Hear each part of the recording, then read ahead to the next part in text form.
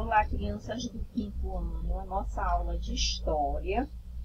O nosso assunto a gente estava estudando os governos, né? Hoje vai entrar o governo de João Goulart, 1900, página 98. Peguem o livro de vocês. De 1961 a 1964.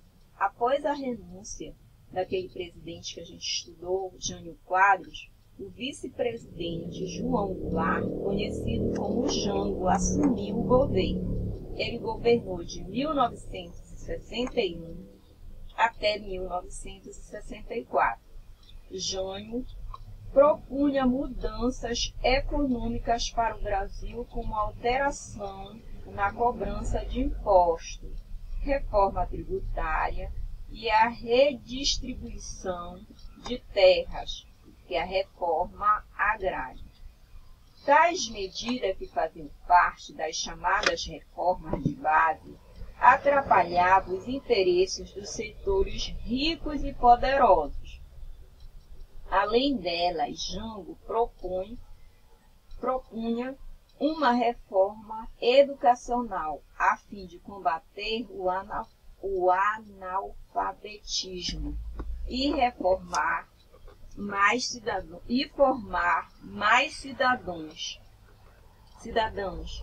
aptos a participar da vida política do país. Embora os grupos que comandavam a economia brasileira fossem contrários às ideias de Jango, as camadas mais pobres da população aprovavam essas medidas.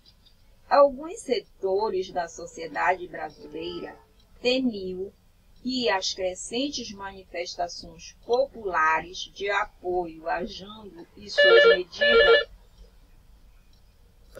e suas medidas levassem o país a uma revolução popular. Eles tinham ao seu lado as Forças Armadas, que compartilhavam do mesmo receio, além do apoio de países como os Estados Unidos. Por essa razão, no dia 31 de março de 1964, Jânio foi deposto, ou seja, retirado do poder por um golpe de Estado que deu início a um novo período de ditadura no Brasil. Aqui está mostrando aqui os civis e militares em passeatas pela rua do Rio de Janeiro no dia 1º de abril de 1964.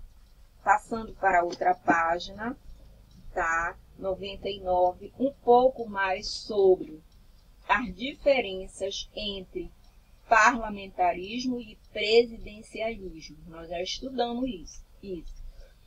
Quando Jânio Quadros renunciou, houve um grande impasse quanto à posse de João Goulart.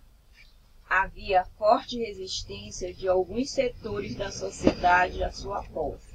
Em busca de uma solução que evitasse maiores conflitos, ficou decidido que seria adotado o parlamentarismo. Dessa forma, Goulart assumiria como chefe de Estado com poderes limitados, permanecendo como representante da nação, e Tancredo Neves seria o primeiro-ministro, assumindo o posto de chefe de governo. Isso ocorreu porque no parlamentarismo o poder, prestem bem atenção, o poder é dividido entre os chefes de Estado, neste caso, o presidente, cuja função seria representar o país, mas não administrá-lo, e o chefe de governo, neste caso, o primeiro-ministro, que efetivamente administraria o país. Em ambos os sistemas, é o povo quem escolhe os representantes do governo. No presidencialismo, o presidente e todos os outros representantes do legislativo, deputados e senadores, são eleitos pelo povo em uma democracia como a do Brasil. Já no parlamentarismo, o o povo escolhe os parlamentares, deputados ou seja, senadores, e este, por sua vez, escolhe quem vai governar, ou seja, o primeiro-ministro. O parlamentarismo desse período durou até foi de 1961, como nós começamos a estudar, até 1963, quando, por meio de uma consulta popular, que nós chamamos de plebiscito, a maioria da população brasileira, cerca de 80%, optou pela volta do presidencialismo, sistema que continua em vigor no Brasil até hoje. De acordo com o texto, quando vigorou o parlamentarismo no Brasil? É uma pergunta, vocês leiam o texto direitinho para poder responder. A segunda questão, quais são as diferenças entre o sistema parlamentarista e o presidencialista? Primeiro, vocês vão falar de um depois do outro, para poder fazer a diferença. A página 100. Observe a imagem. Do que se trata este documento? Você vai ler, você até já sabe, você inclusive fez até na aula passada uma cartinha. A quem o texto se destina? Número 2. Quais as reformas propostas por João Goulart que ficaram conhecidas como reformas de base?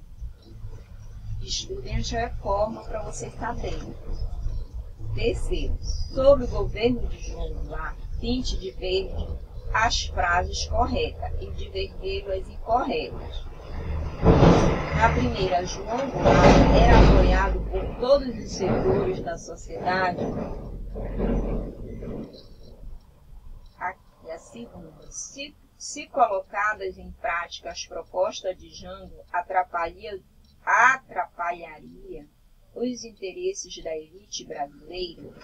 A terceira, João Goulart pretendia fazer diversas reformas, como a tributária, alterações na cobrança de impostos e agrária, redistribuição de terras.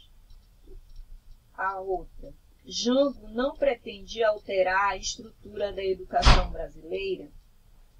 Jango pretendia combater o analfabetismo por meio de uma reforma educacional. A deposição de Jango deu início a um novo período de democracia no Brasil. Jango estava alinhado com os interesses dos países capitalistas, por isso foi deposto. Jango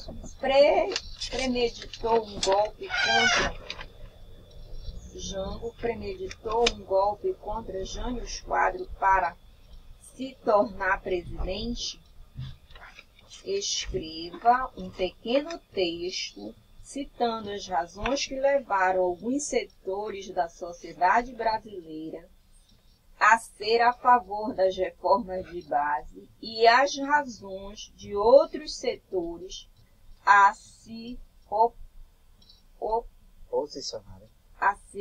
posicionarem contrário a elas. Você vai ler novamente o texto. Quando chegarem nessas reformas de base, você vai marcando no seu livro uma por uma para você poder colocar aqui, tá certo? Obrigada. Até a próxima aula.